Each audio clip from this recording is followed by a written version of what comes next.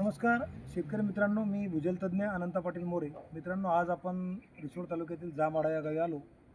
सकाळपासून मित्रांनो आपण आपल्या जांभआळा या पाहुण्यांच्या ठिकाणीच आपण आज बोर देत आहे.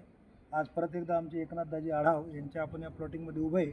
जवळजवळ अर्धा पाऊण एकर क्षेत्र आपण आपल्या मशीननं स्कॅन केलं आणि एक दोन ठिकाणी आपण दाजीला या ठिकाणी पॉईंट सांगतो.